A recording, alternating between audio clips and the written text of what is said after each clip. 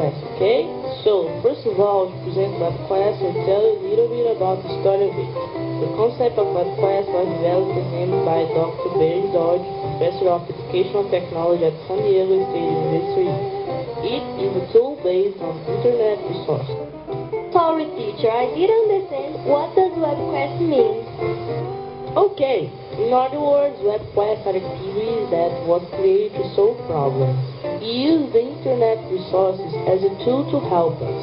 It can occur in groups in order to split the labor, develop collaboration, and share your previous knowledge about the topic. Teacher, what are the advantages of Webquest? Well, when you use Webquest, you engage in a seeking process, looking for information to solve a problem as a detective do, an investigation process. In this process, any information or news that you find about the topic can be helpful. So, teacher, can anyone use Webquest? Good question! Students of all ages and grades can use Webquest. Okay, teacher, and why do I need to create a Webquest? Easier than you think. It can be created in various formats of documents, tests, presentations, or even spreadsheets. You need a computer with internet access and one of the format documents mentioned before, as well as the topic to search about. And what are the elements or components of a Webquest, teacher?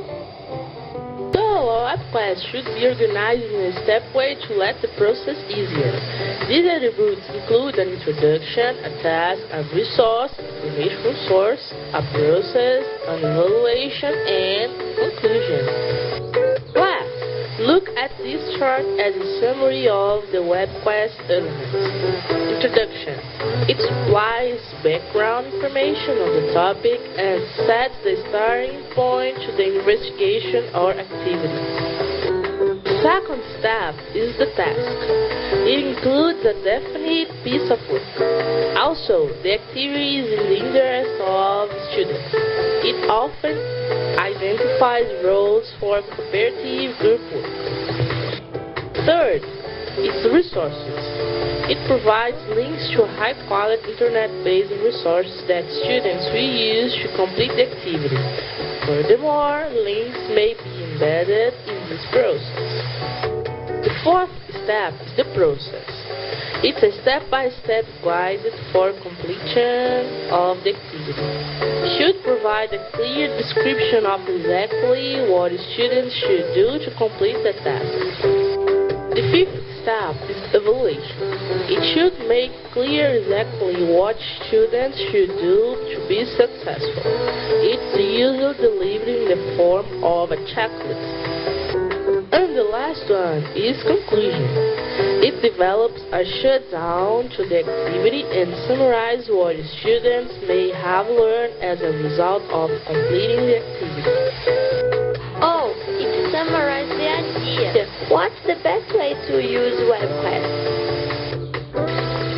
After you have a computer and internet access, create an introduction so you can locate and read it about what's necessary to be searched. Then choose a topic that is attractive and arouses curiosity. Be creative is mandatory. At this point, each one of the group can work alone. As individuals, finish answering the distraction questions now. As a group, they can discuss their answers. The key point of the Webquest is not simply search on the web. Next, as an evaluation process, you should focus on the content presentation and the practical role of it. To finish, it's important to conclude the activity summarizing the main points and the outcome. Interesting. It's a new way to learn. I found an interesting example here on the web. So, first of all, we have to pick up a topic as I'm seeing here.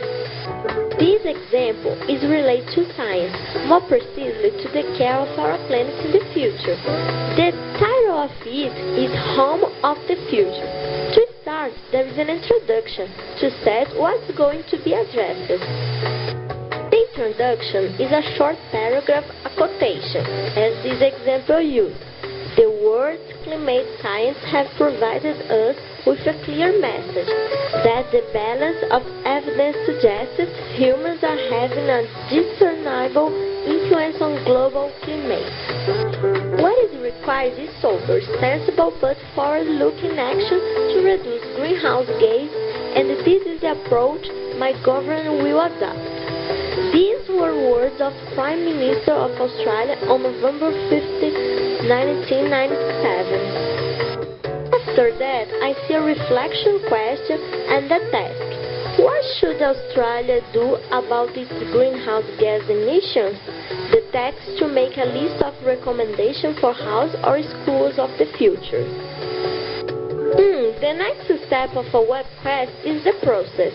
For this Webquest, the instruction is to work in groups of 3. Next, the group will need some general background information about how electricity is generated, climate change, and how do we contribute to the problem. After a web research, each member of the group must adopt a different role. The roles are scientists, environmentalists, and architects. To finish the Webquest, it's important to evaluate the process, the assessment, and conclude, the conclusion, the group job. Very good. So, to check that you understood everything about Webquest, we'll do a quiz. First question. What is a Webquest? A. Webquest must be not a scenario that captures the interest of students. B. An online journal. D. A website that provides for teacher-student interaction. D. A quest for knowledge which usually employs the internet. E. A webquest cannot be used in such a way that it frees the teacher to do other tasks. Very easy. Letter D, dear teacher. Correct. Next question. An easy question now. Most or all of the information used for Webquest can be found where? A. Internet. B. Intercity Rail. C. Irish Independent.